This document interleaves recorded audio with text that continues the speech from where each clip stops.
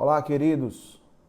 Eu me chamo Rogério Ribeiro, sou aqui de São Luís do Maranhão, sou pastor na Missão Cristã Casa do Pai e para nós é um motivo de muita alegria, é uma honra poder servir nessa escola, poder fazer parte disso que o Pai está edificando a partir dessa plataforma. E eu quero dizer que eu me sinto muito honrado em poder cooperar um pouquinho naquilo que está sendo edificado aqui. Eu queria compartilhar com vocês algo que Deus tem falado conosco. E antes de nós entrarmos aqui no assunto propriamente dito, eu queria dar um panorama daquilo que nós temos pensado nesses dias, daquilo que nós temos vivenciado nesse tempo, para ficar mais fácil da gente depois estar edificando. Nós temos entendido que a maior necessidade dos nossos dias é uma necessidade de entendimento. Nós precisamos ter clareza com relação àquilo que nós precisamos fazer nesses dias. Nós precisamos ter clareza com relação àquilo que o Pai está prestes a fazer nesse tempo, para que nós possamos ser cooperadores, como o apóstolo Paulo diz. Primeira coisa que nós precisamos entender é que o Pai ainda está agindo. Jesus diz que o meu Pai ainda está trabalhando até hoje. E esse é o nosso pensamento nesse tempo. Nós cremos nisso, nós cremos que Deus está em ação sobre a terra, nós cremos que o Pai está agindo sobre a terra e para nós podermos cooperar com aquilo que Ele está fazendo, nós precisamos ter clareza, primeiramente, daquilo que Ele está fazendo. Então, o que nós temos buscado nesse tempo aqui com a nossa igreja local é ter clareza com relação à ação de Deus sobre a terra nesses dias. Nós estamos olhando à nossa volta e nós estamos vendo. A impressão que nós temos é que Deus perdeu o controle. Né? A impressão que nós temos é que as coisas elas estão longe do controle do Senhor, elas estão longe do controle de Deus, e isso gera dentro do nosso coração um certo medo, um certo pavor. Né? E aí a gente às vezes acaba saindo um pouquinho do lugar que nós deveríamos estar para cooperar com aquilo que o Pai está fazendo. Então, a clareza, o entendimento com relação à ação de Deus, ela vai nos reposicionar dentro da ação de Deus. Né? Se eu entendo o que o Pai está fazendo, se eu consigo compreender aquilo que Deus está fazendo, eu vou conseguir cooperar com aquilo que Deus está fazendo. Então, eu penso que os olhos do Senhor estão sobre a terra nesses dias, em busca de cooperadores. Não é? E isso nos ensina que, em primeiro lugar, a ação principal ela não é nossa. A ação principal é de Deus. Né? Então, o primeiro princípio que eu queria estabelecer para você é que você entenda que o Pai está agindo, Deus está em ação. Né? Deus está agindo. A gente tem visto muitos testemunhos de pessoas que têm tido um encontro com Jesus sem que seja preciso ninguém pregar para ela. Né? Pessoas que estão sendo alcançadas por Jesus através de um sonho, e elas falam que Jesus apareceu para elas em sonho ou em visão, de alguma forma, né? Mas o fato é que o Senhor está agindo e pessoas estão sendo alcançadas, vidas estão sendo transformadas, porque o Espírito de Deus está se movendo sobre toda a terra, apesar de muitos de nós estarmos parados dentro de casa. Então, o primeiro princípio é que Ele está agindo, Ele está se movendo sobre a terra. E a segunda coisa que eu queria chamar a sua atenção é que nós somos apenas um cooperador. Né? A ação principal não é nossa, a missão principal não é nossa, a missão é de Deus, a ação principal é de Deus. E nós precisamos entender essa missão para poder nos tornar cooperadores naquilo que Ele está fazendo. Então, o que nós temos buscado nesse tempo é clareza, é entendimento com relação a essa movimentação. Porque nós não vamos poder cooperar, nós não vamos poder fazer nada se nós primeiro não entendermos o que Ele está fazendo.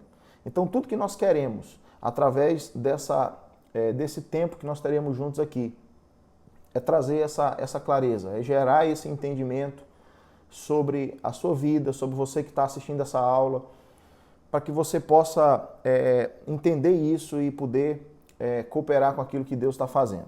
Né? Então, nós temos falado muito aqui sobre a necessidade de nós termos uma perspectiva de futuro. Nós temos falado muito aqui sobre a necessidade de nós olharmos para o futuro para poder modelar nossa vida no presente de acordo com aquilo que nós iremos vivenciar no futuro. Então, eu queria começar esse tempo te fazendo uma pergunta. Quando você olha para o futuro, quando você imagina a próxima geração, quando você imagina os próximos dias, o que você consegue enxergar? O que vem no seu coração quando você vislumbra o futuro? Você olha para o futuro e quando você faz isso, você sente medo, você sente pavor, ou você contempla o futuro com o seu coração cheio de esperança? Essa pergunta ela nos faz refletir a respeito da perspectiva sobre a qual nós estamos enxergando os próximos dias, né? Eu tenho pensado muito sobre a próxima geração, sobre os próximos dias. Eu tenho pensado muito sobre o futuro e a gente tem levado as pessoas que estão à nossa volta a olhar um pouco mais para frente, a olhar um pouco mais para os próximos dias, porque nós estamos sendo tentados a viver presos naquilo que está acontecendo hoje.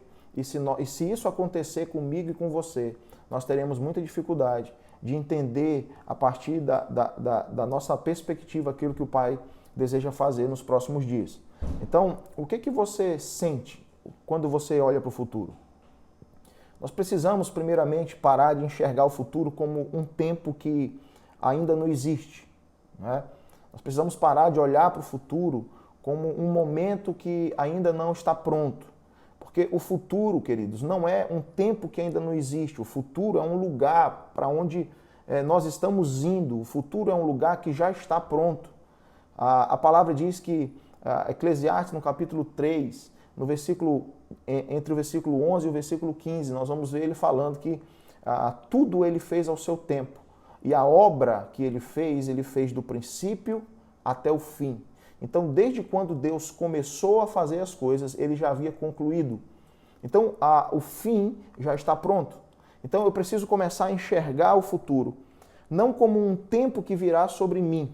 Eu preciso enxergar o futuro como um lugar para onde eu estou indo. Então, o que está em movimento somos nós. O que precisa mudar sou eu e é você, para podermos chegar nesse lugar que o Pai preparou para nós. Então, quando eu olho para as Escrituras, essa convicção ela só cresce dentro de mim. Quando eu olho para a Bíblia, eu vejo que eu consigo enxergar o futuro a partir da perspectiva bíblica. Eu consigo enxergar um futuro que Deus preparou a partir das Escrituras. Eu consigo entender através das Escrituras aquilo que o Pai começou a estabelecer no princípio e aquilo que Ele já definiu com relação ao fim. Então, se o futuro ainda não está claro para mim, isso é um sinal de que eu ainda preciso me aproximar e me aprofundar um pouco mais nas Escrituras.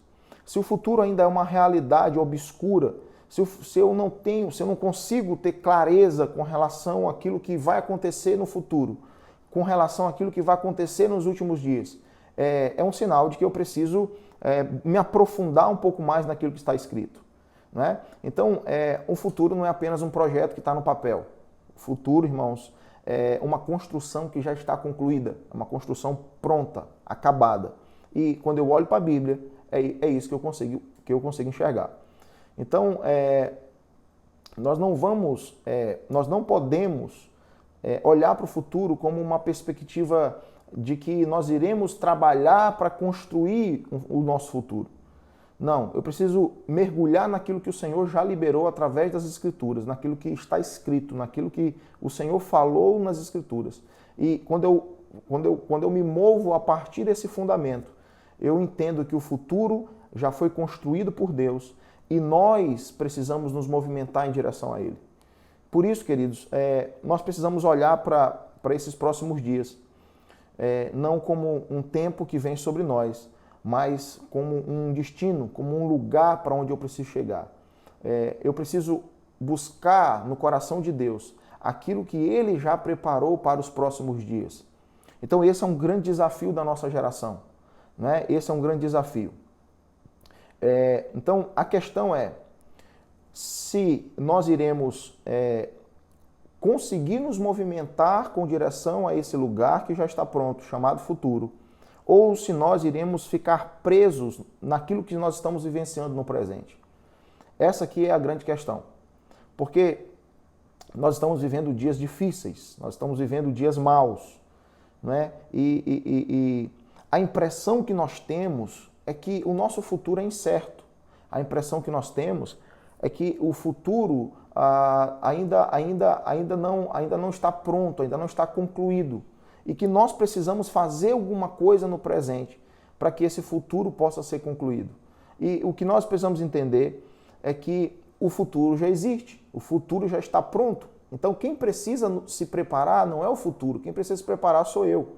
Eu preciso me preparar para o futuro e não preparar um futuro para mim, né? Então esse é um grande desafio, porque o desejo de Deus é nos levar para esse lugar, né? Ele deixa isso muito claro nas Escrituras. Jeremias, no capítulo 29, eu quero ler com você apenas o versículo 11. Ele diz assim, porque sou eu que conheço os pensamentos que tenho para vocês, diz o Senhor. Pensamentos de fazê-los prosperar e não de lhe causar dano. Pensamentos de dar-lhes esperança de um futuro. Queridos, prestem atenção. O contexto aqui é muito interessante. Deus está falando para o povo de Israel, através do profeta Jeremias, que ele tem um plano, não é? E que esse plano ele iria conduzir o povo para um lugar. Esse plano ele já havia sido definido por Deus, e o desejo de Deus era era levar o povo para um lugar chamado futuro. Agora entenda que o contexto aqui não era muito favorável. Se falar em futuro nesse tempo era se falar de algo incerto, porque o contexto aqui é que o povo de Israel estava sofrendo uma grande ameaça, não é? Eles estavam sendo ameaçados por uma eminente invasão babilônica, e esse discurso, essa fala de Jeremias aqui, ela ficou meio que incerta, porque o povo de Israel estava sofrendo uma ameaça, eles estavam sendo ameaçados de ser levados cativos, eles estavam sendo ameaçados de ser levados como prisioneiros, o seu rei seria levado como prisioneiro, e o profeta se levanta nesse contexto e fala assim, Deus quer levar vocês para um futuro. Preste atenção, em meio a essa pressão toda, Deus usa o profeta, Deus levanta o profeta naqueles dias, e a fala dele vocês precisam conhecer os pensamentos de Deus a respeito de vocês. Porque aquilo que Deus pensou a respeito de vocês, nos pensamentos de Deus, já existe um futuro pronto. Naquilo que Deus pensou, quando Deus planejou todas as coisas, o futuro já estava pronto. Então, apesar de vocês estarem no presente, vivendo debaixo de toda essa ameaça, vivendo debaixo de toda essa pressão, sendo ameaçado pelos inimigos, né? Ainda assim, Deus preparou um futuro glorioso para vocês. E Ele quer gerar no coração de vocês não pavor e medo com relação ao futuro. Deus quer gerar no coração de vocês esperança com relação a esse futuro que Ele já preparou. Então, a grande questão é que o povo não sabia. E por não saber, eles olhavam para o futuro com medo e com ameaça e não com esperança. Então, entenda que o futuro é real. Apesar das situações difíceis que nós estamos passando no presente, apesar das dificuldades que nós estamos sofrendo no presente, o futuro é um lugar que está pronto. O futuro já foi planejado por Deus e é para lá que Deus está nos levando. Então, nós precisamos trocar a perspectiva pela qual nós enxergamos os próximos dias. Apesar do tempo que nós estamos vivendo, nós precisamos olhar para os próximos dias com o nosso coração cheio de esperança. Nós precisamos olhar para os próximos dias com o nosso coração convicto de que o Senhor já preparou tudo o que nós precisaremos para viver nos próximos dias. Então, nós precisamos trocar a lente pela qual nós estamos enxergando o futuro. Não podemos mais enxergar o futuro com medo, porque nas Escrituras eu consigo ter acesso aos pensamentos de Deus. E os pensamentos de Deus com relação ao futuro, Ele deixa muito claro. São pensamentos de paz e não de mal. São pensamentos de levar vocês para um futuro glorioso. Então, há uma glória que nos espera no futuro, queridos. Há uma glória futura que é completa. O apóstolo Paulo, quando ele escreve aos Colossenses, eu queria ler esse versículo com você. Ele fala o seguinte, Colossenses capítulo 3. Colossenses capítulo 3. No verso 4, ele fala assim, ó.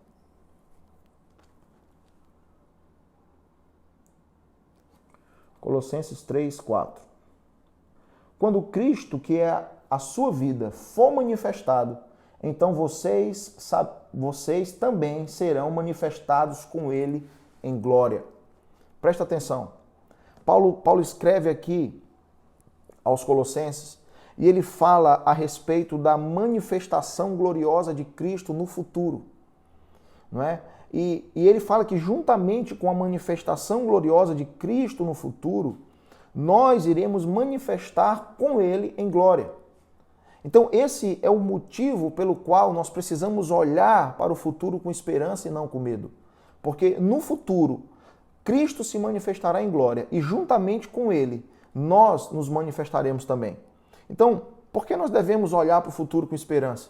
Porque Cristo nos espera lá. Porque a plenitude da glória de Deus nos espera no futuro. Porque no futuro nós o conheceremos face a face. Por isso, nós não devemos ter medo, nós não devemos olhar para os próximos dias com pavor, apesar do tempo que nós estamos vivendo. Nós precisamos desejar chegar nesse lugar onde nós conheceremos Cristo, nós olharemos na sua face e seremos tomados pela sua glória. Porque lá nós nos encontraremos com Jesus, literalmente, irmãos. No futuro nós nos encontraremos literalmente com Jesus e conheceremos de fato como ele é. Então, 1 Coríntios capítulo 13 é um texto muito conhecido, não é? Um texto muito conhecido. Eu quero ler apenas o versículo 12, que diz assim, ó, agora, pois, vemos apenas um reflexo obscuro, como em um espelho, mas então veremos face a face. Agora conheço em parte, então conhecerei plenamente, da mesma forma como sou plenamente conhecido. Então, no presente, ele nos conhece plenamente, mas no futuro, nós o conheceremos plenamente. No futuro, nós teremos a clareza da face de Deus, nós teremos a clareza da glória de Deus, assim como nós não temos no presente. Nós o conheceremos, nós conheceremos Jesus no futuro, assim como nós ainda não conseguimos conhecê-lo no presente. Então, é para esse lugar que nós estamos indo, para um lugar onde nós iremos nos relacionar face a face com a glória de Deus. Agora, no presente, nós não o conhecemos totalmente, queridos. Agora, no presente, nós não conhecemos a sua glória em sua plenitude. E essa é uma realidade que está preparada para o futuro. Amém? Essa é uma realidade que está preparada para os próximos dias, para os dias onde o Filho de Deus virá estabelecer o seu governo sobre a terra. Então, é nisso que está a nossa esperança. Essa é a esperança do nosso coração. Agora, nós precisamos entender algo.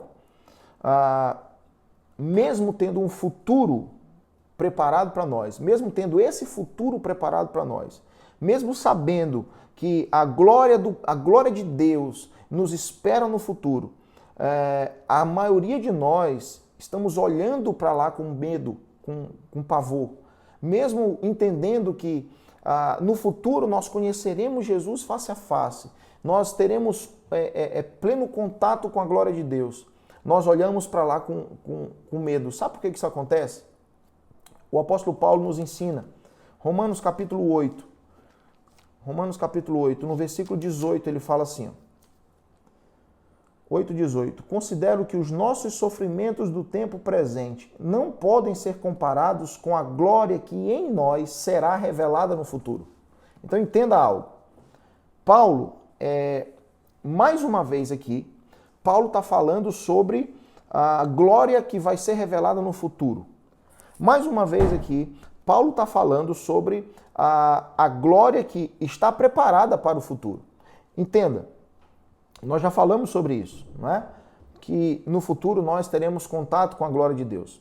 Mas, além da glória do futuro, nesse versículo, Paulo nos fala de outra coisa. Além da glória do futuro, Paulo nos fala sobre as aflições do tempo presente.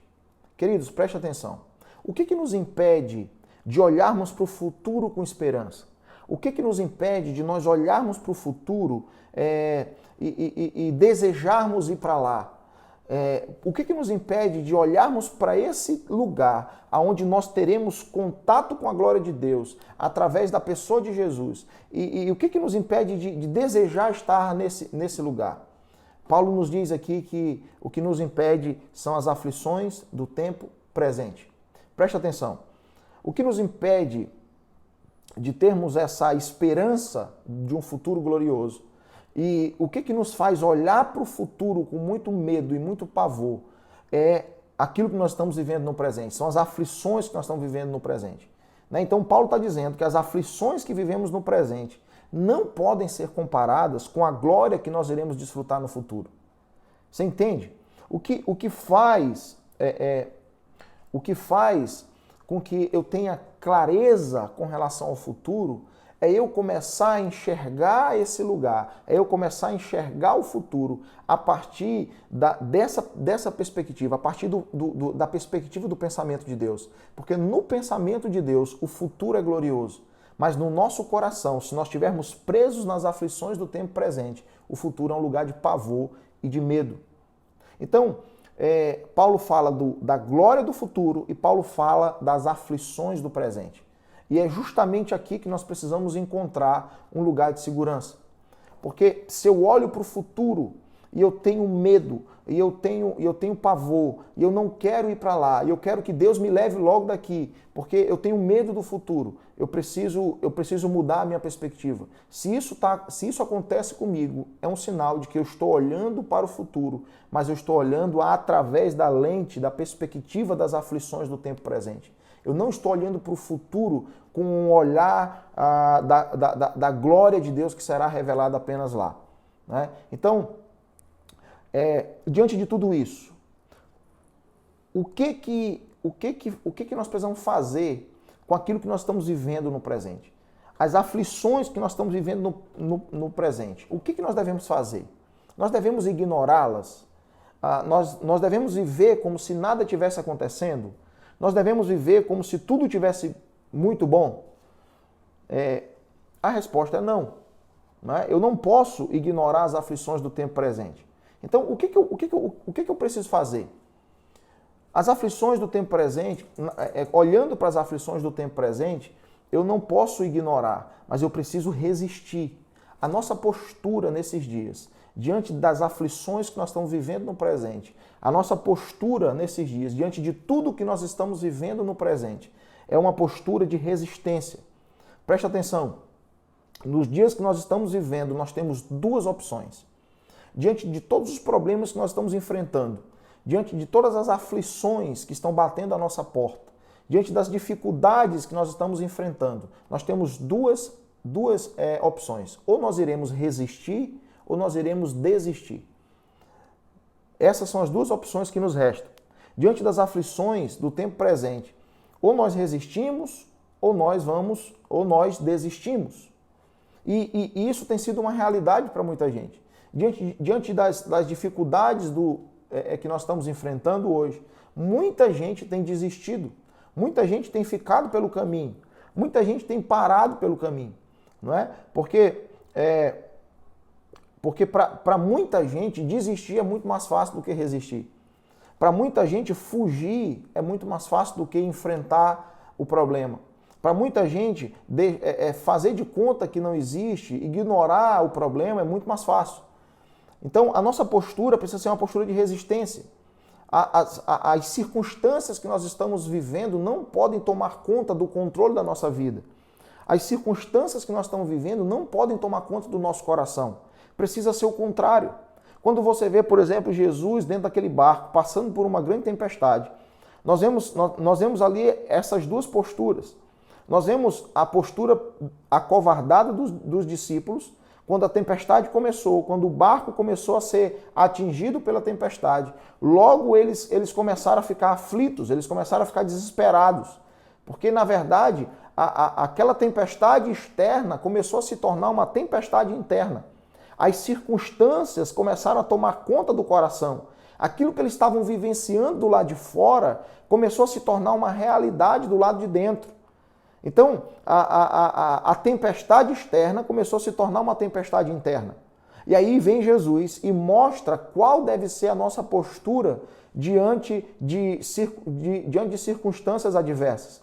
Jesus ele está diante de uma tempestade, ele está no meio de uma tempestade, ele está numa situação muito complicada, igual, assim, no mesmo contexto que os discípulos estavam inseridos, e ainda assim a postura dele é totalmente diferente.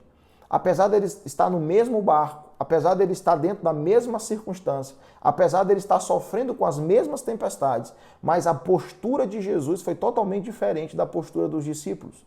Então, os discípulos, a tempestade externa se tornou uma tempestade interna. Com Jesus foi o contrário. A paz que havia dentro dele, ele transferiu para as circunstâncias. Aquilo que estava dentro dele, ele conseguiu transferir para as circunstâncias e ele não deixou com que as circunstâncias tomassem conta do seu coração.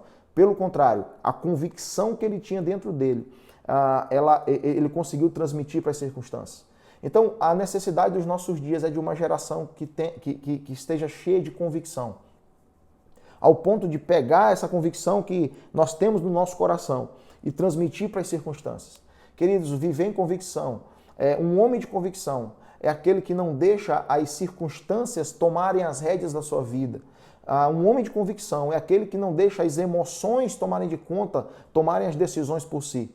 O apóstolo Paulo, quando ele estava em Éfeso, ele estruturou a igreja de Éfeso. Ele ensinou durante 2 anos numa escola chamada Escola de Tirano. Todos os dias ele ensinava. Todos os dias ele reunia com as pessoas. Todos os dias ele estava ali, não é, fundamentando a igreja. Só que chegou um tempo em que ele entendeu e que ele foi cheio de convicção de que ele precisaria mudar, ele precisaria voltar para Jerusalém. Né? E isso fez com que as pessoas à sua volta começassem a se agitar. Isso fez com que as pessoas da sua volta começassem a pressioná-lo para que ele não fosse.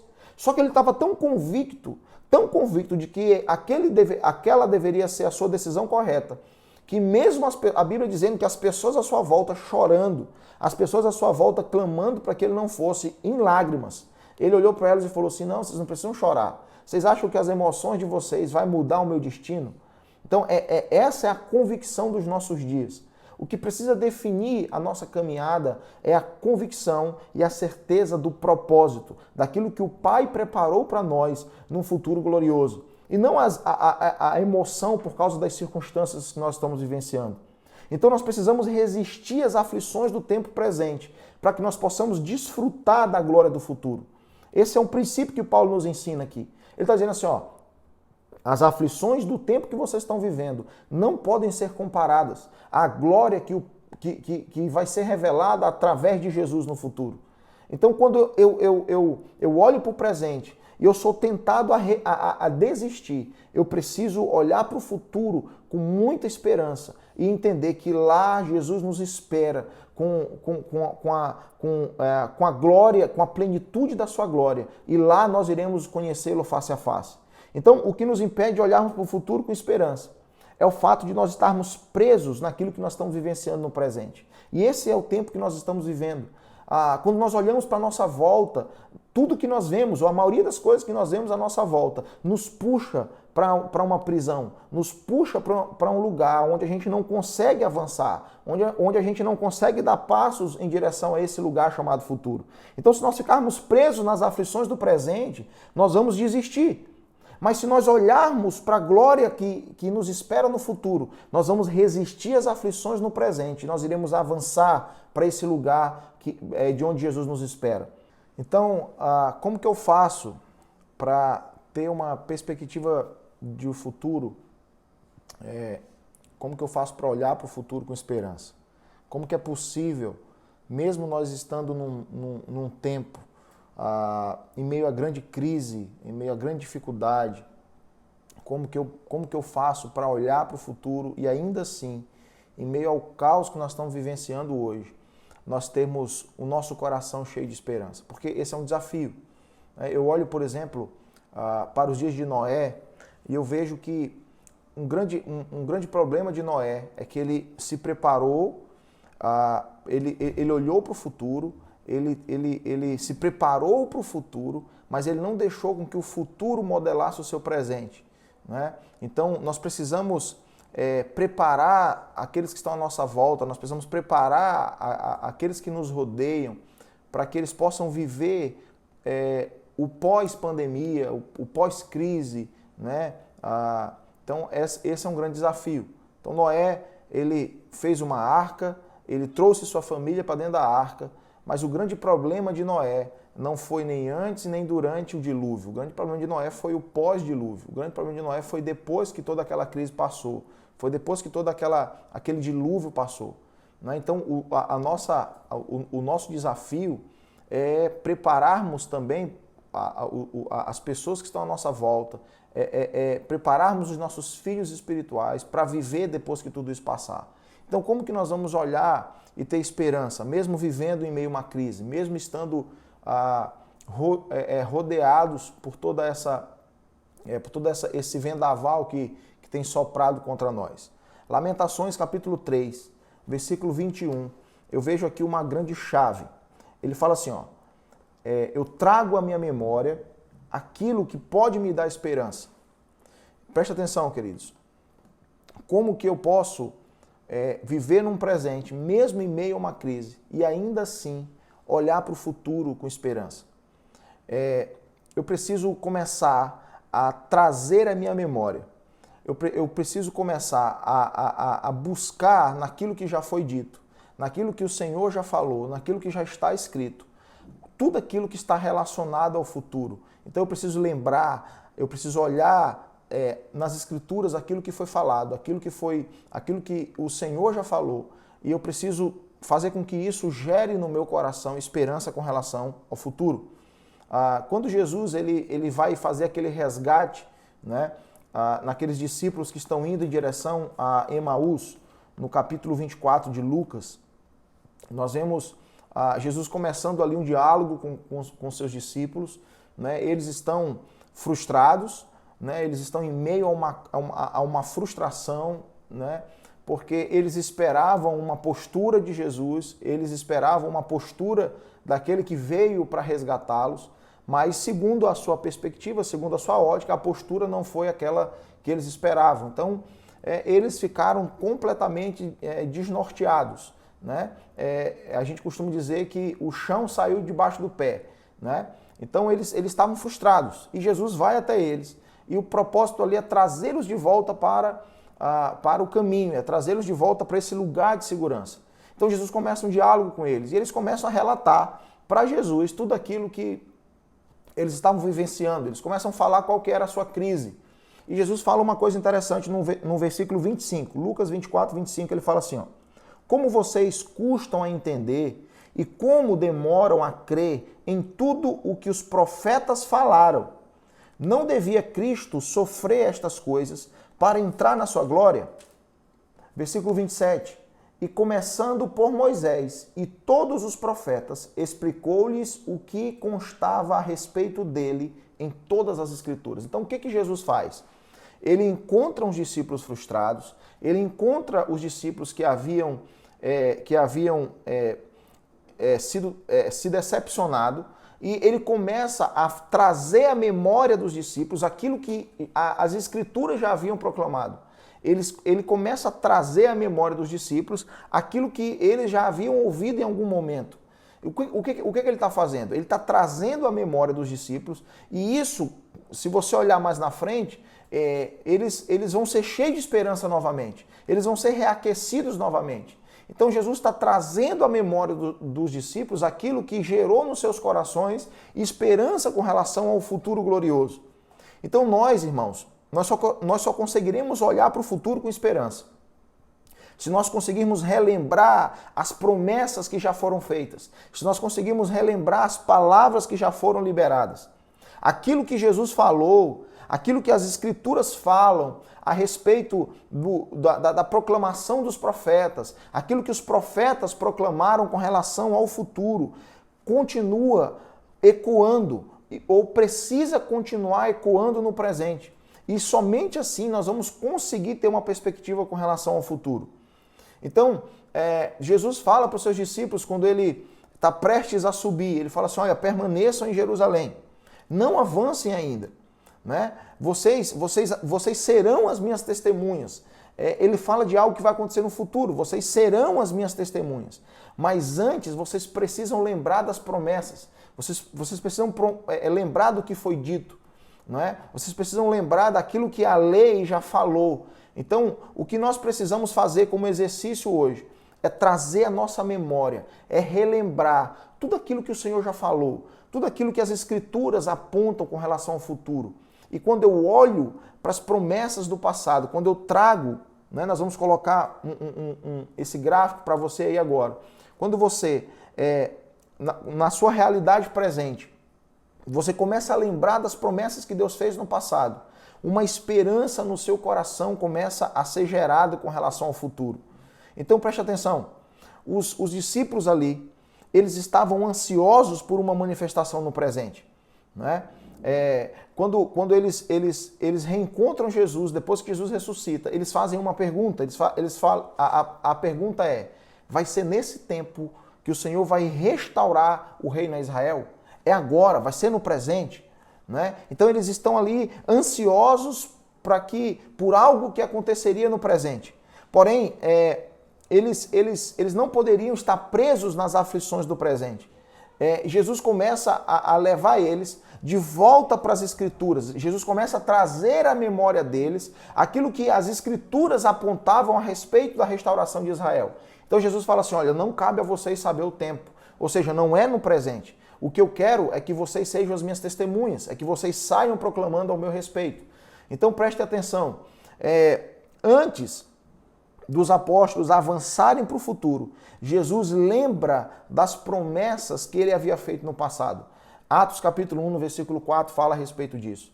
Então, foi por isso que nós vemos a igreja avançando em seus primeiros dias, mesmo passando por muitas dificuldades, mesmo passando por muitas provações, mesmo passando por muitas aflições, eles conseguiram avançar, eles conseguiram se movimentar com relação em direção ao futuro. Então, a igreja apostólica, ela estava sempre lembrando das promessas do passado. E isso fazia com que eles gerassem nos seus corações esperança com relação ao futuro. Então, o que Jesus está fazendo em Atos capítulo 1 trazendo aos discípulos a lembrança das promessas de Deus, a lembrança das promessas que Deus já havia feito, que Deus já havia liberado no passado. E com isso ele estava gerando nos seus corações esperança com relação ao futuro. Então, esse é um grande desafio que nós temos nesses dias, né? Então, nós precisamos lembrar das promessas do passado, nós precisamos lembrar daquilo que já está escrito, nós precisamos acessar a mente de Cristo, nós precisamos acessar a mente de Deus, acessando as Escrituras. Quando eu abro as Escrituras, quando eu vou para as Escrituras, eu consigo adentrar a mente de Deus. Porque nas Escrituras, tudo que Deus pensava no princípio com relação ao fim, está tudo revelado aqui. Está tudo claro nas Escrituras. Então, eu preciso trazer a minha memória. Essa é a chave. Lembrar daquilo que foi escrito, lembrar daquilo que o Senhor já falou. Trazer à memória aquilo que nos traz esperança. Por que eu preciso fazer isso? Por que eu preciso trazer à minha memória aquilo que o Pai já falou no passado para gerar esperança no futuro? Porque, queridos, quando eu trago à minha memória aquilo que o Senhor já falou, eu começo a ter clareza com relação ao futuro. O futuro começa a se tornar claro para mim. E eu preciso entender que a maneira como eu olho para o futuro vai influenciar a maneira como eu vivo no presente.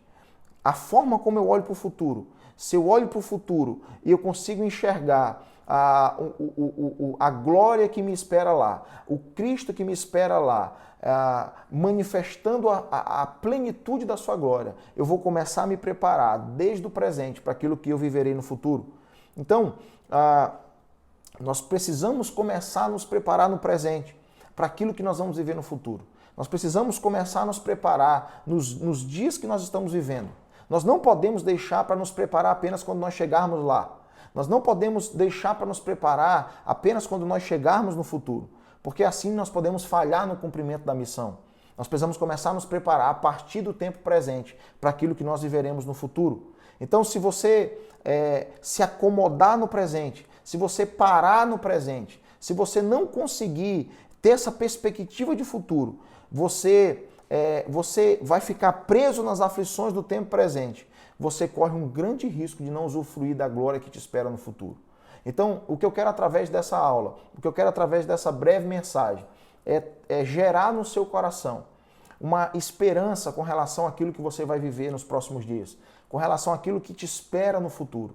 O que eu quero aqui é tirar você, arrancar você dessa aflição que nós estamos vivendo nesses dias e jogar você para aquilo que o Pai já preparou para o futuro.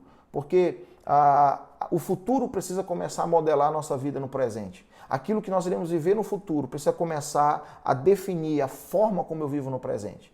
Então eu queria deixar essa mensagem para que Deus ministre no seu coração e de alguma forma você consiga ser afetado por aquilo que nós estamos falando.